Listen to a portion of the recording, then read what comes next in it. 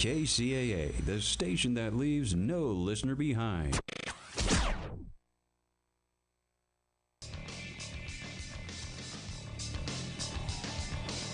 And welcome, brothers, sisters, working class heroes. This is The Rick Smith Show. Thanks so much for being here today on the big program. Lots to get to, lots to talk about. What a crazy weekend it was, especially in the state of Texas. Oh my goodness, crazy out of the bottle. The genie, whatever analogy you want to use, just how, wow, Texas, what is going on? Evidently, the Republicans there in their big convention passed a resolution. Evidently, Biden didn't win in 2020. No, they're doubling down. No electoral victory. Also doubling down. Texit is now going to be a thing. I guess we're going to look at a secession again. They keep doing this. We're going to go away. We're going to take our oil and go. Well, good luck feeding yourself. This is one of those kind of weird moments where crazy is running the asylum. And over the weekend, you had Dan Crenshaw, the representative, Republican, really, I would argue on the fringe of fascistic kind of, way out there, right wing, guy, being attacked as being a traitor. There were people literally yelling in the hallway to hang this guy. And you go, why? Oh, because he had the audacity to go, maybe we shouldn't have kids being shot in schools. Maybe we might want to think of something on, I don't know, legislatively to do. Maybe something. Look, this is getting to the point. The Republican Party has gone, really, they've jumped the shark a while ago. But now it's blatant now. The violence, the rhetoric, they used to try and cover it. They used to try and hide it. Not anymore. And look, the reality is they're not anymore. You've got this Eric Greitens guy who, running for Senate in Missouri, released an ad where he's going on saying, we're, join the MAGA crew, get Rhino. Literally talking about literally hunting rhinos. The words he used: join the MAGA crew, get a rhino hunting permit. There's no bagging limit, no tagging limit, and it doesn't expire until we save our country. While holding a gun, threatening to shoot Republicans. This isn't even Democrats. I mean, they've so jumped the shark that it's not even Democrats that they're going after. They're eating their own. And this is the weird kind of moment that we're in. Because if you're watching the hearings, all of those people who are testifying, those are the very best people. Those are the Trumpkin people. Those are people who were MAGA world. That's the elite of the Republican Party, who now you've got the Greitens of the world and these idiots in the hallway screaming, hang Dan Crenshaw. Look, I'm not a Crenshaw fan, but don't hang Dan Crenshaw. How about not? How about that's not how we have political discourse? Well, when you step back and you think about what the RNC said about January 6th, legitimate political discourse, when an insurrection, when building the gallows to hang the vice president, when assaulting police officers and doing the thing, defecating on the floor, the height of legitimate political discourse. When this is where we go, are you surprised? And the answer is no. I mean, and it's going to get uglier. Look, you've got Adam Kinzinger, who, look, he's getting out, and I don't know that I blame him. He said he's very worried that the next presidential election, 2024, going to be a mess. And you look at all of the conspiracy theories already out there. Nobody's even voted. Nobody's even considered voting yet. And yet, I got people saying they're going to steal it. We know they're going to steal it. You know, 'cause like Joe Biden did. But all of the other elections that Republicans win, those were perfectly legitimate because, as I said from the beginning, Joe Biden is so intellectually smart and learned coding so well that during the pandemic he was able to go into the computers stealth like, and he was able to just steal those votes for himself. None of the other, because why would he want senators and representatives to help pass an actual agenda? No, because it's so much better to have a divided Senate that you can get nothing done. Boy, that's working so well. I mean, when you stop and you listen to the theories and you break down the craziness, oh my gosh, help. And it wouldn't, look, it would be hysterical, it would be laughable if it wasn't so sad and dangerous. Because, you know, as Adam Kinzinger says, look, violence is coming. The reality here is the more of this insanity that's being fed, the more this kind of heated rhetoric that get, you know, like Kinzinger said, violence is coming in the future. And he said, look, until we can get a grip on telling people the truth, how can we expect anything different? And look, we're in a moment where nobody believes anything because we have our beliefs. Because, you know, we've been in these incestuous pools. Because I did my research on the internets. And this is the crazy moment that we're in. I mean, you know, there are still people. I was talking to a guy today, big Trump supporter, believes only what Donald Trump says. And you go, are you paying attention to the hearing? Yeah, it's all lies. Even though everybody around Trump's sphere, all of the best people. Now remember, these are all the Trump people. These aren't, you know, this isn't Adam Schiff testifying. This isn't Eric Swalwell. This isn't, you know, Nancy Pelosi. This is the best people. Nope, don't believe any of it. How do you do that? Now, what's interesting is what's coming out of Texas, and look, it's going to get crazier because Texas is just now the beginning, I guess.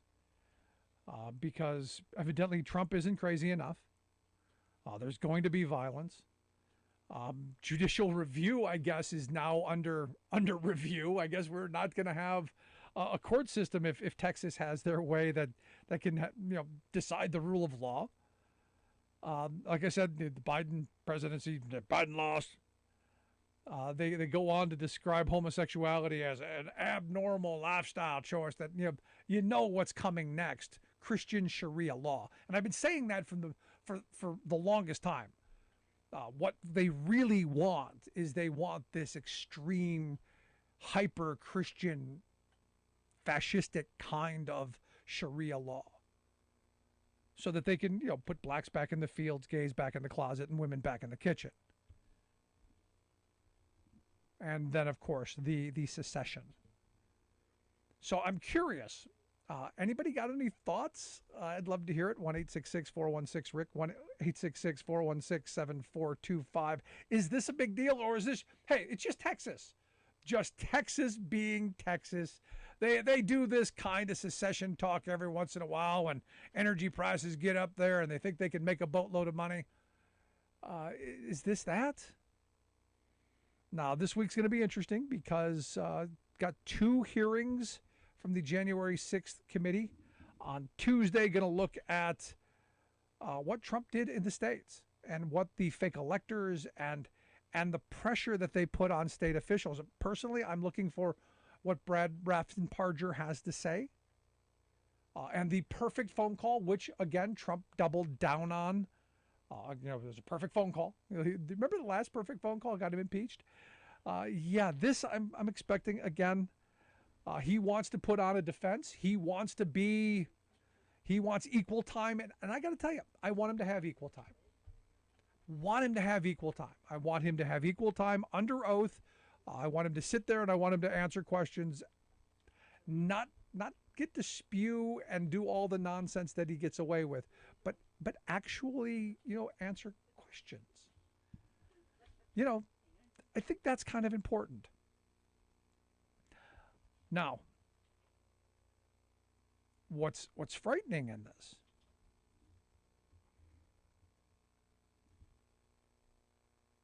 is that you have this angry minority, and look, the far right. I'm looking at the polling, and the polling saying, look, a lot of people are looking at Trump and going, he's responsible for this. A lot of people are going, hey, the latest ABC News Ipsos poll, 58% think Trump should be charged with a crime for what happened on January 6th. 58%. That's pretty impressive. And it's going to go up as these hearings continue down the road. Curious your thoughts. 1-866-416-RICK, 1-866-416-7425. Let's go to the phones. Got Alice on one. Alice, how are we doing today? We're doing. I think that they have finally lost all contact with reality. But really, I think a lot of it is we have these hearings. And, they've been being fed this line of fantasy for the past, 40 years or so. And then you have Q stirring the pot. You have Putin sticking his fingers in the pie. And the only thing I have to say is if it wasn't for the fact that we know from history that when, this confederacy arises, but they don't just stop there. They go ahead and want to take all the rest of the states with them and attack everybody, because that's what the Confederacy wanted to do. They wanted to take over Mexico, parts of Canada, Cuba. If it wasn't for that, I'd say good riddance, build a wall between us.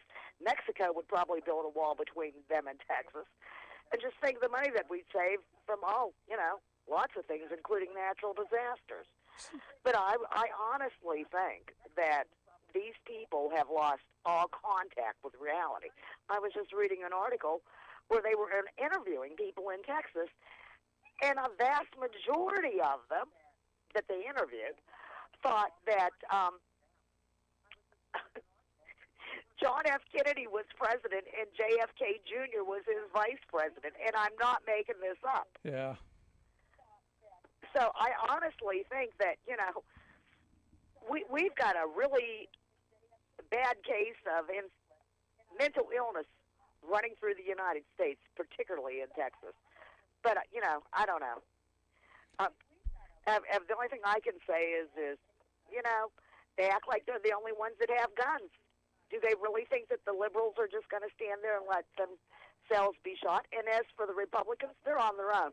They stirred this pot. Deal with it. Have a good evening. Thanks, Alice. I appreciate it. No, I actually, this is one of those moments where I was just having a conversation with somebody who goes, I've never owned a gun, going to buy one. It's now getting to this critical mass where, congratulations, gun nuts. You're creating more of you, and yeah, you had it. You had the corner of the market.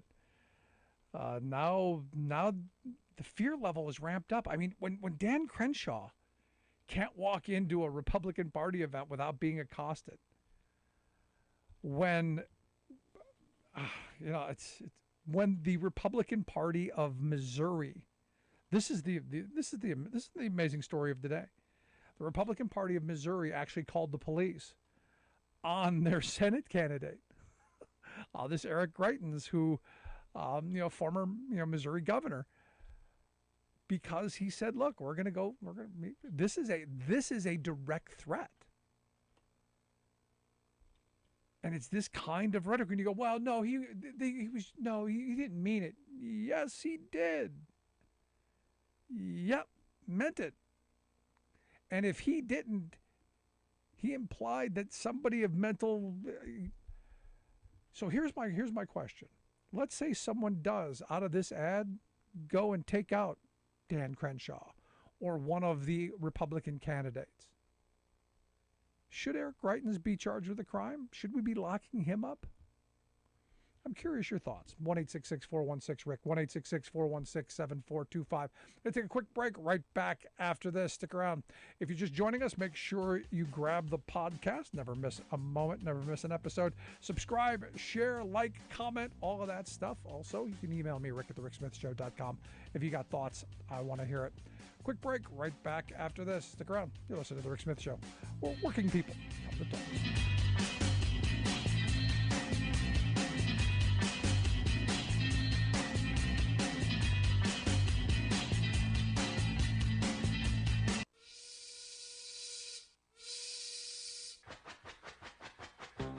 If you're a fan of the show, you've heard our labor history in 2 segments, and you can hear them on the radio pretty much anywhere in the U.S. Labor history has never been more important than it is right now. So here's what we'd like you to do. Tell a teacher. Tell a teacher that labor history is important and that they can get digestible 2-minute lessons that are absolutely free. Free to download, free to use, free to share. Tell a teacher to go to thericksmithshow.com/history and help us put labor back where it belongs, in the classroom. You know, generations of American workers fought, bled, and died to build the American way of life. It's our job to keep their stories alive. Go tell a teacher that we're here to help them do just that. Find us at thericksmithshow.com/history today.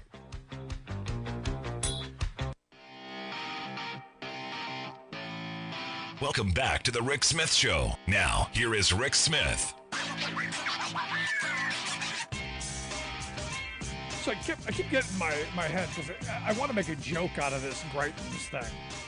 You know, like Elmer Fudd, you know, doing the we're hunting rhinos, but there's nothing funny in this. I mean, this is dangerous.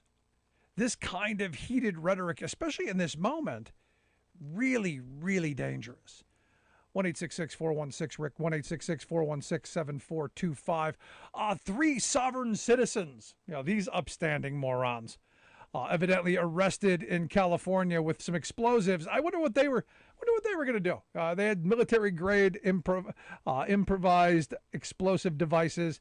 I wonder, you know, picnic, you know, maybe a family function, little, you know, Father's Day was, you know, just the other day, something, you know, maybe some little fun entertainment from our sovereign citizens. And look, get ready for this kind of stuff, this kind of terrorism. And look, during the Obama years, they were warning about this. And I remember, you know, people losing their mind over it. Going, oh, I can't believe Obama's calling white people terrorists. Going, yeah, cuz, hello, this stuff was going on. The planning of this, the organizing of all of this, that's what was happening. And again, the Trump sphere, they tapped into this and used these people to help divide us even further. It's scary stuff. Also on the rhino front, Lauren Boebert, gun fetish Barbie, back on January 6, 2021, she on Twitter blasted the infrastructure bill that she voted against. Said, quote, rhinos just passed this wasteful $1.2 trillion infrastructure bill. Pelosi did not have the votes in her own party to pass this garbage. Time to name names and hold these fake Republicans accountable.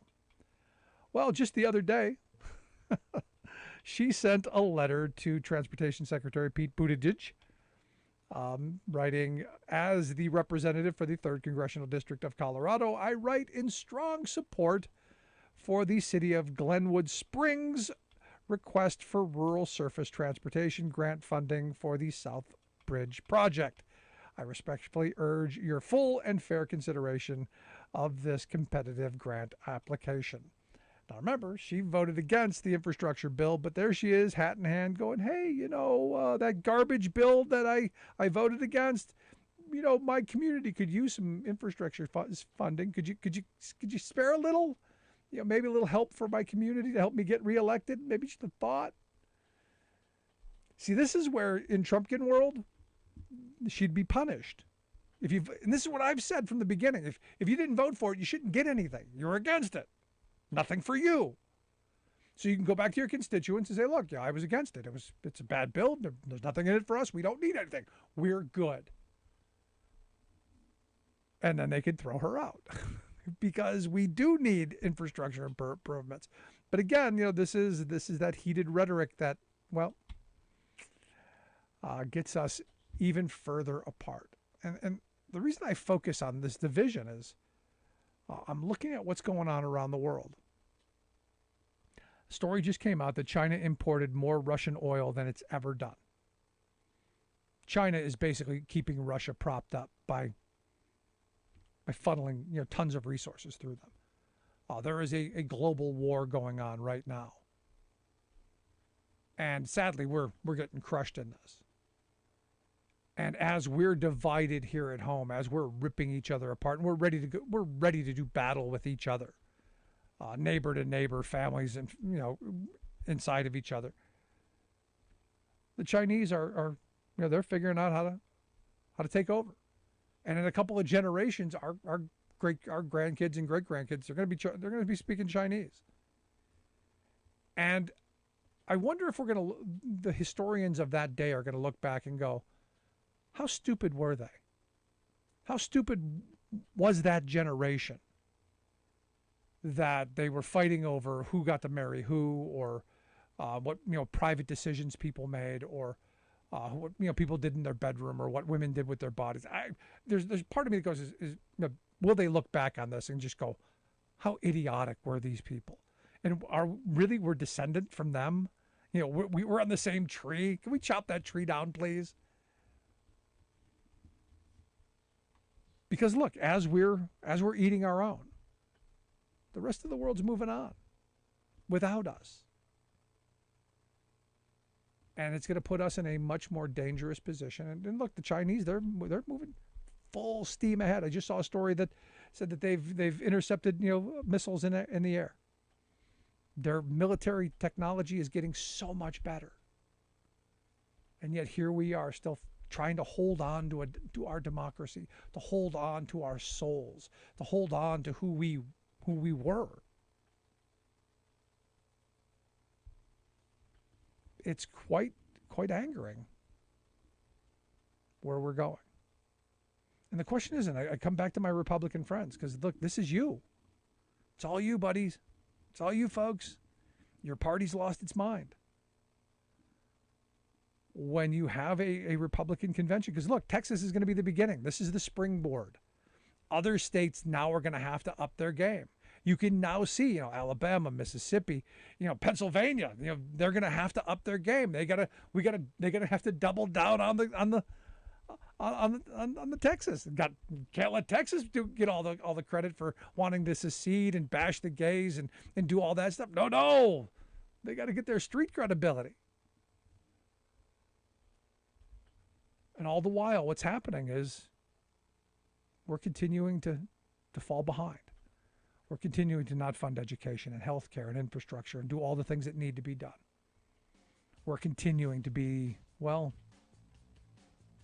divided. So how do we come back together? How do we move forward? That's the question. Love to hear your thoughts. You can email me, rick@thericksmithshow.com. Also, if you miss any of the program, make sure you grab the podcast. Always there, always available, wherever you get your favorite podcasts. We'll take a quick break right back after this. I'm Rick Smith, and this is Labor History in 2.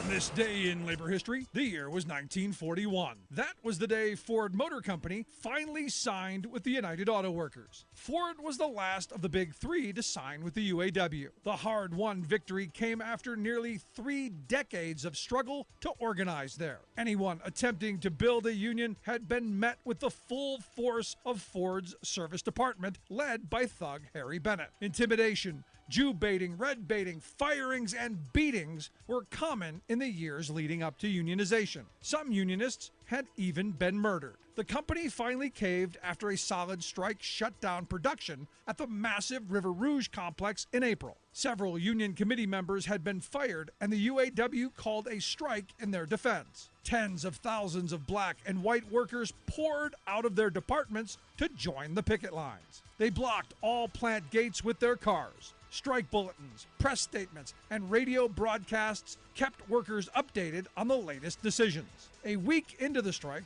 the NLRB ruled an election be held within 45 days.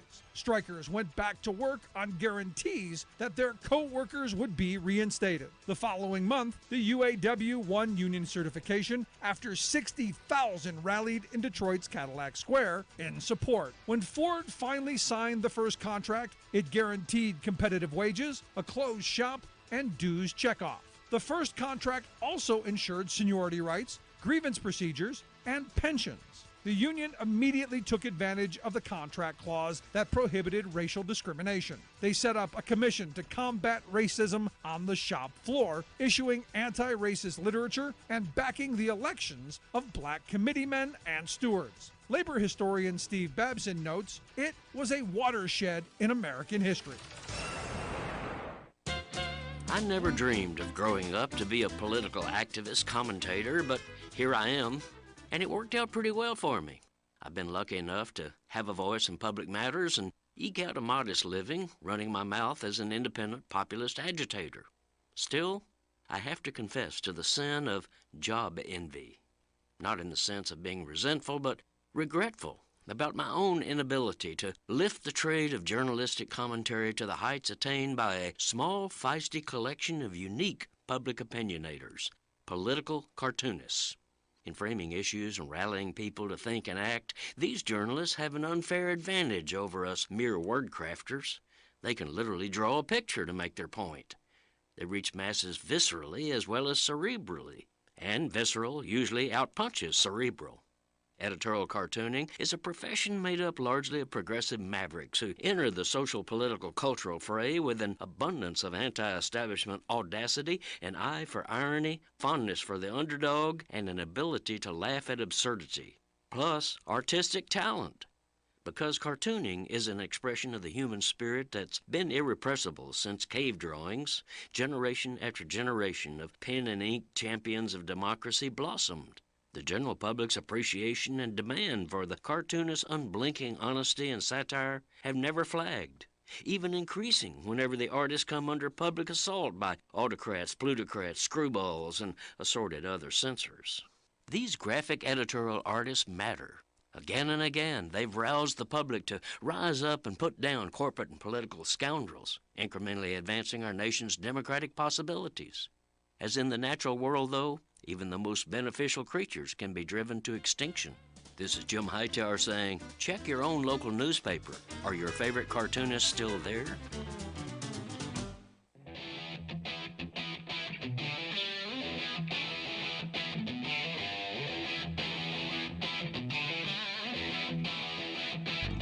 Welcome back to the Rick Smith Show. Now, here is Rick Smith. So we're in this weird moment, like I've been saying. You know, the reality is we're divided as a country.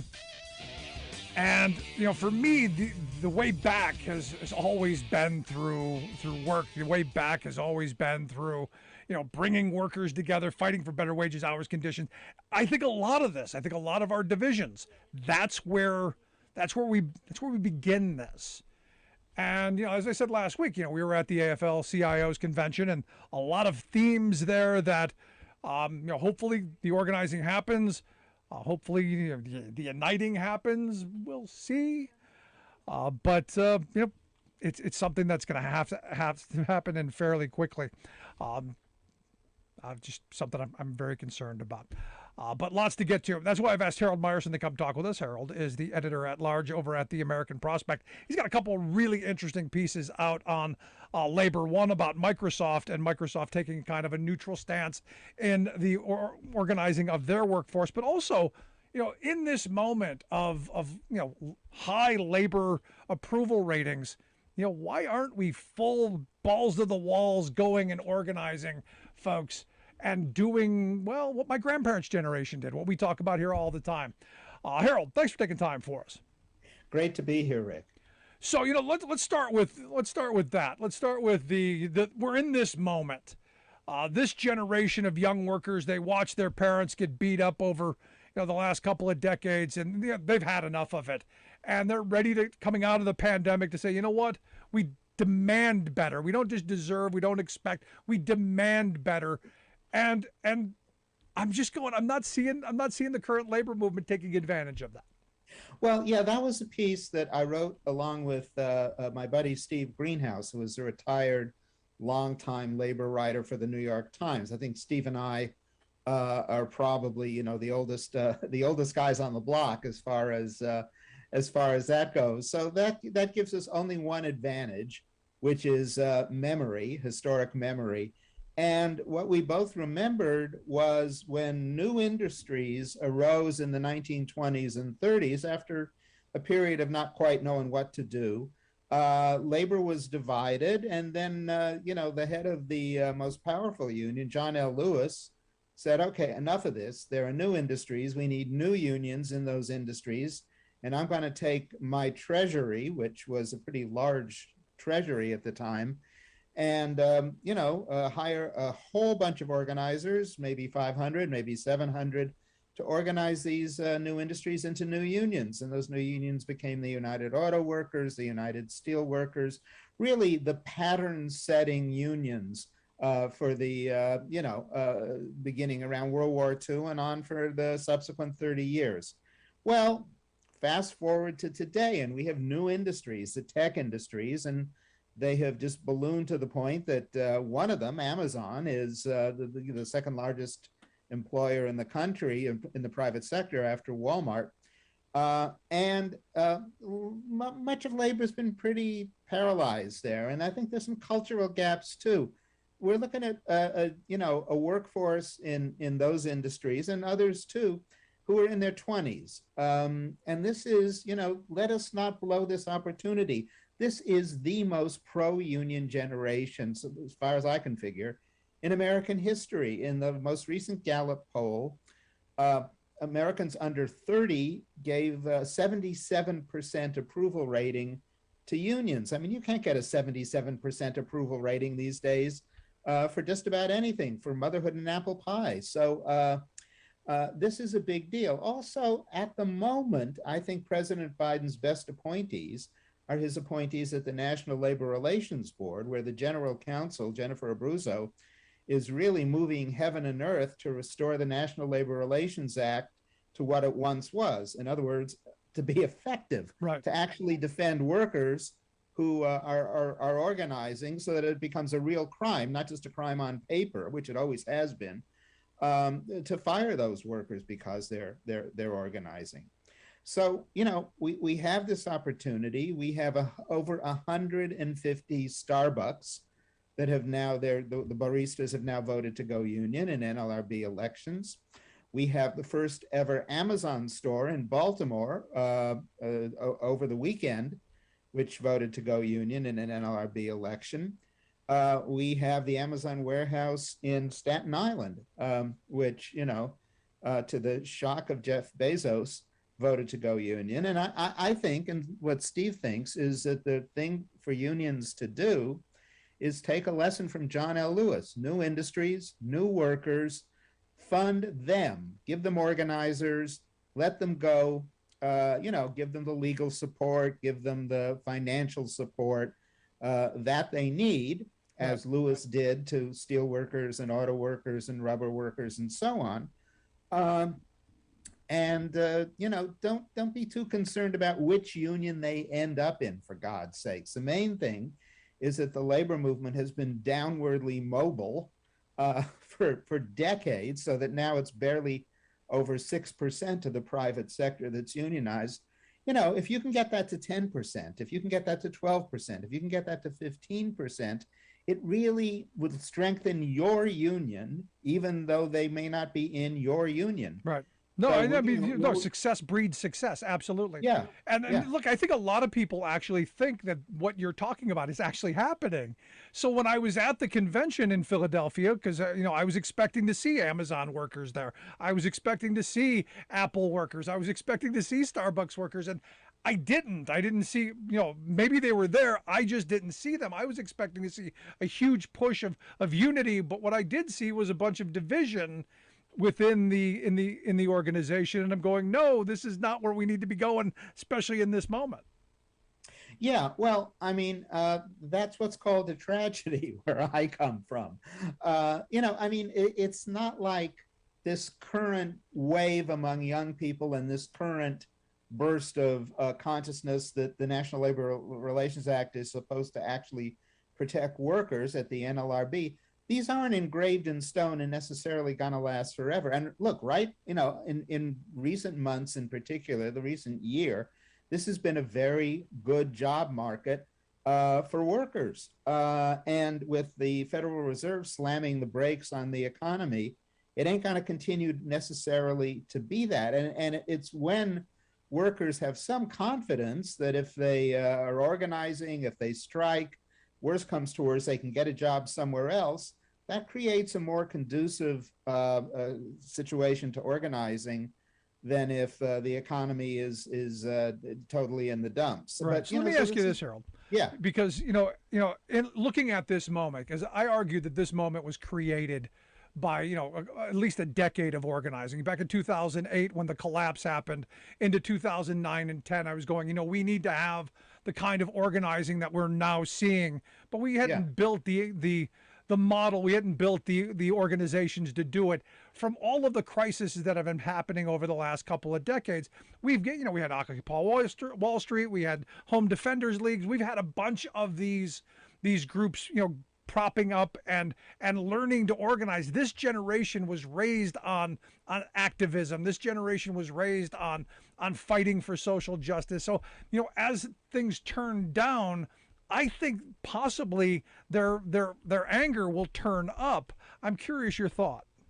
Well, I think that's true. I would also add that this generation was raised on campaigning for Bernie Sanders, who said, look, you can run for office and get a hell of a lot of votes articulating real change, not just, incremental change. And I think that was part of what excited a lot of young people as well. I mean, I think it's there, but, they need the support. They need the support partly because no matter what the NLRB does, corporations, with very few exceptions, which we can get to in a bit, are just, they have it in their DNA that they're just, unions are an affront to civilization as we know it, is what most corporate leaders have come to conclude. It's not the case necessarily around the world. It's certainly the case here. But yes, this generation, I think there's more potential in this generation, which we've begun to see.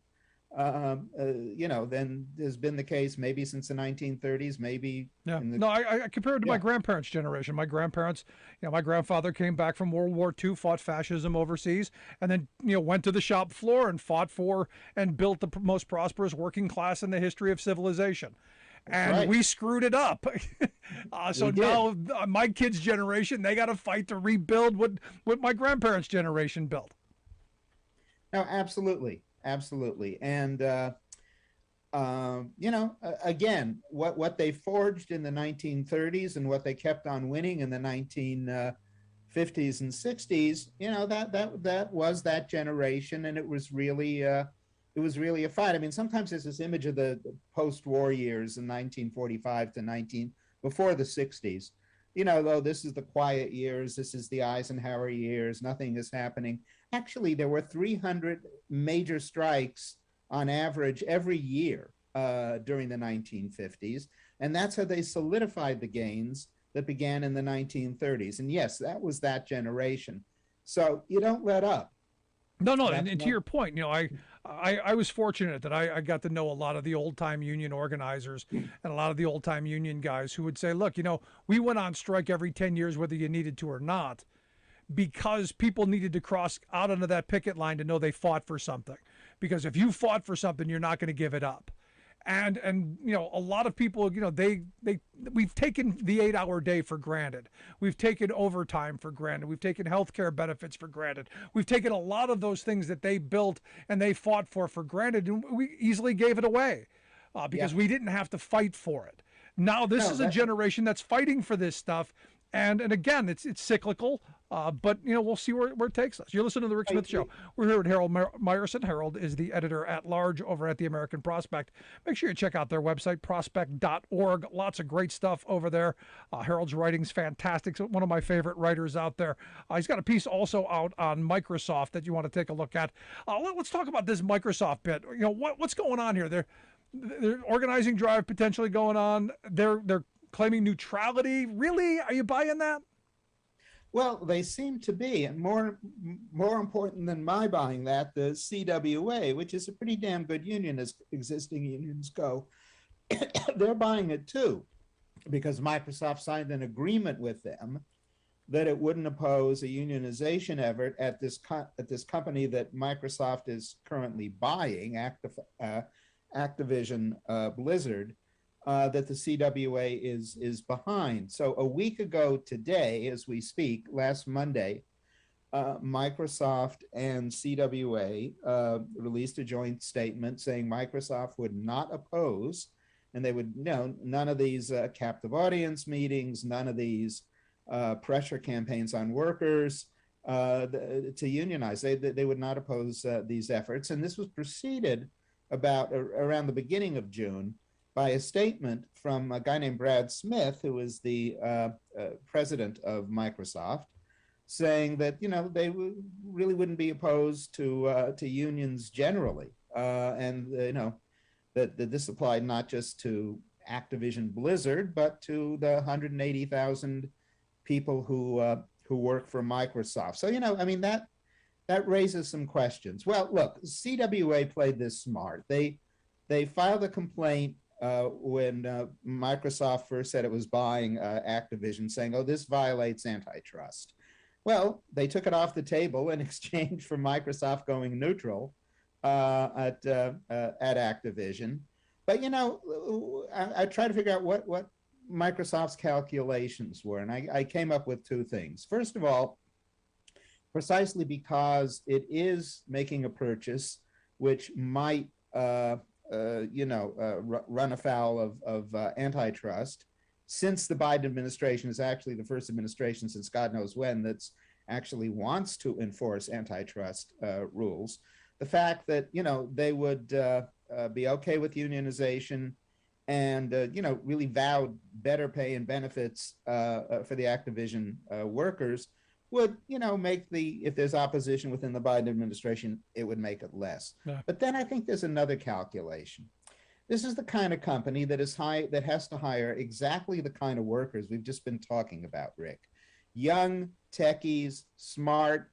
And look, the executives at Amazon can read. They don't have to read me. They can read the New York Times. They can read the Wall Street Journal. And they can find out that this generation is heavily pro-union. Okay, so how do they hire these workers and how do they keep these workers? Well, just maybe the fact that they're not going to oppose unionization makes them a little more desirable than Facebook, God knows, than Apple, than Amazon, than all of these other equivalent companies, which, the executives have made it very clear that if you want to join a union, they'll either get you arrested or get you fired. Well, that just might be an advantage for Microsoft if they're the one tech company that says, okay, you go ahead and form a union. We can handle it. Yeah, no, and it's not like these companies, for God's sakes, can't afford, unions. They're making more money than God. So that.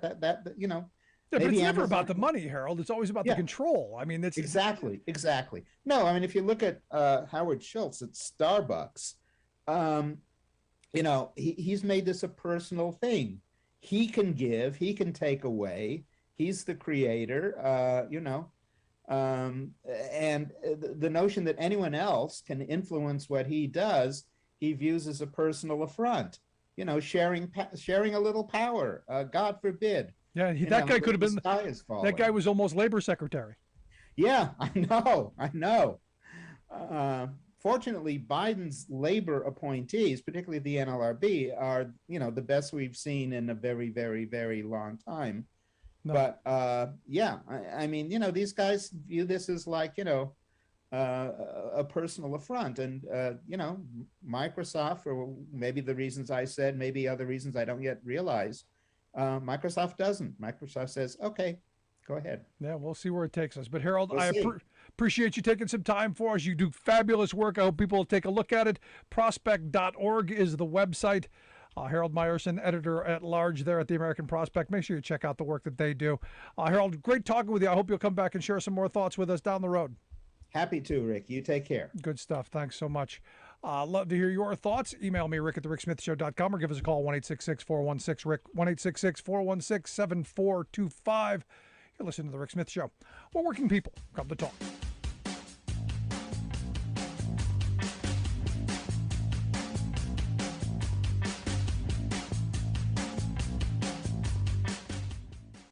I'm Rick Smith, and this is Labor History in 2.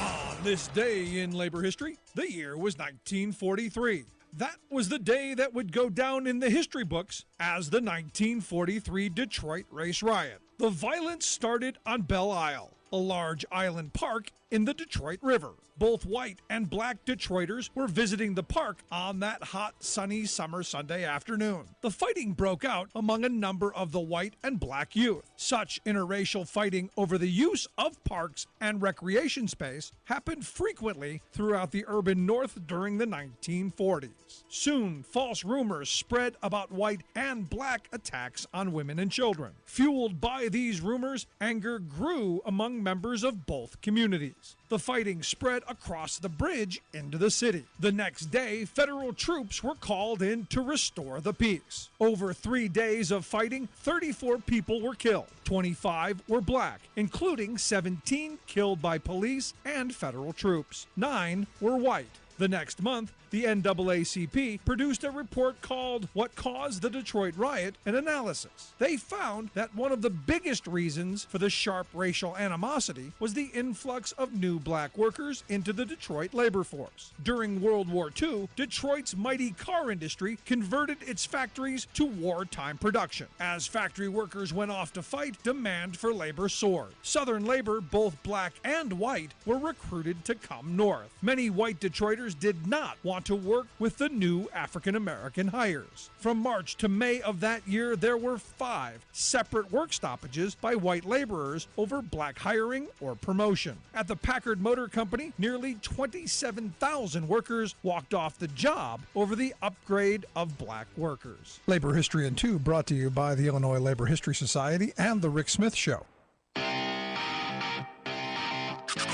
You're listening to The Rick Smith Show, where working people come to talk.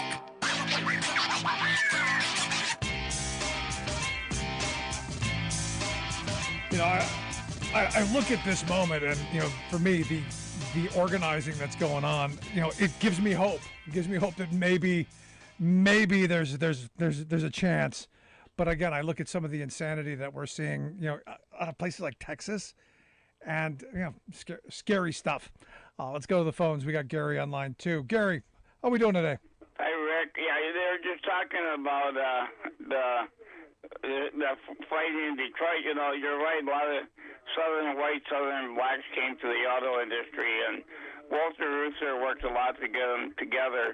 And the blacks went work with the union for a long time because Ford would walk around with George Washington Carver, and he was the only one to hire blacks. He was the worst one to unionize. And then finally the conditions were so bad they had the worst jobs in the foundries, and they were dying young and stuff. Finally they got together and they went union. They took Ford down eventually. And like General Motors and Chrysler, they got union before them. They accepted the union, but they wouldn't make a contract till they got Ford. So he was the worst one of all. So anyways, Reuther, by the way, he's the one that suggested they do wartime production, and the bosses really hated that a working man would be the one to bring that up. So, and nowadays the Republicans, they used to call us liberals weak on communism or red itself, liberals in politics, and union people and Hollywood people. Yeah. And they're the biggest threat. I was told years ago the right wing is the biggest threat to our freedom, and that sure is true. And they're not the party of law and order either. It's stuff you've been talking about January 6th. No, they're the party of their law and order. As long as they get what they want, they're happy. But everything else, you're on your own. Are you concerned when you look at what's going on in Texas? Are you concerned that this they export that across the country and we see this rise in violence? I mean, you're in Minneapolis. Are you concerned that kind of craziness comes to your back door? Oh, it's terrible, the white supremacy in the country and this religious right. They've always been dangerous. I knew that years ago. And they walk around with the Bible, and then they practice give everything to the rich. Jesse Jackson used to call it reverse Robin Hood, what these Republicans do. Yeah. Rob from the poor and give to the rich.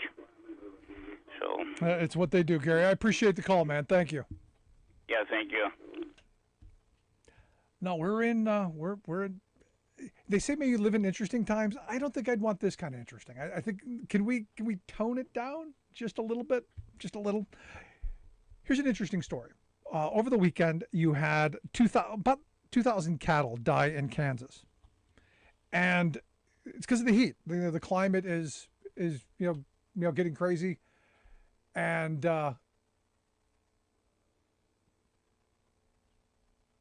they're concerned that the heat is just wiping the cattle out. And immediately my email box is filled up with stories of liberals are setting cows on fire. I'm going, where did you get this from? And the people who sent me this, they're not going to say where they got it from. They haven't told me. And I'm going, where is this coming from? Where is this insanity coming from? It's our climate problems. And then I came across this group, Citizens for Legitimate Government or something like this.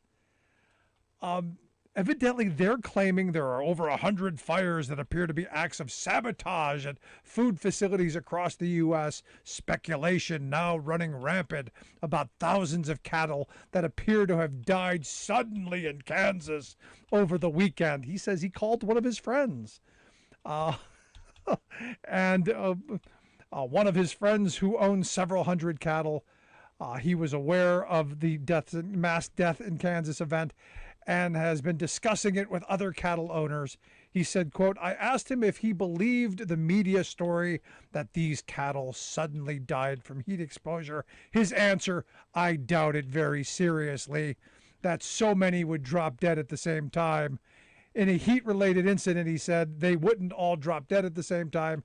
You would see a few dead at a time scattered across the herd, but not so many deaths all at once. When I asked him if he thinks they're natural deaths or something more like sabotage, he said, I'm thinking it's something nefarious. This was posed to me as an actual news story from the good folks at Citizens for Legitimate Government. This is where my right-wing friends get their news from. People who, this is news, man. I called somebody who said that's something nefarious. No, it's the heat. It's sweltering freaking hot. Maybe we should do something about that. Maybe we had some policy. Scary stuff. If you got any thoughts, questions, comments, I want to hear it. You can email me, rick@thericksmithshow.com. If you missed any of the program, grab the podcast. Make sure you grab the podcast wherever you get your favorites, from iTunes to iHeart, Stitcher to Podbean, everywhere in between. Make sure you like, share, subscribe, comment, all of that. The war has reinforced an abject lesson Our energy mix is broken. The rush for new fossil fuel supplies is delusional, says UN chief. New study finds car tires are a surprising source of pollution. Plus, if it hadn't been for the tremendous growth we had in, especially in solar the past few years, we would have already been experiencing rolling blackouts. Rickety Texas electric grid bailed out by wind and solar. All of those solar savior stories and more straight ahead. From BradBlog.com, I'm Brad Friedman. And I'm Desi Doyen. Stand by for 6 minutes of independent green news, politics, analysis, and snarky comment. This earth warming and carbon is actually healthy for us. It helps us to feed people. It helps keep people alive. It helps. The earth is more green than it was years and years ago, and that's because of the earth warming. That's because of carbon. Oy vey. Yep, it's another Marjorie Taylor Greene News Report. Okay, Desi Doyen, I wonder what Marjorie Taylor Greene will tell the millions of people who are now broiling across the nation about how fantastic global warming is. Indeed. The record-shattering... KCAA Loma Linda, 1050 AM, 106.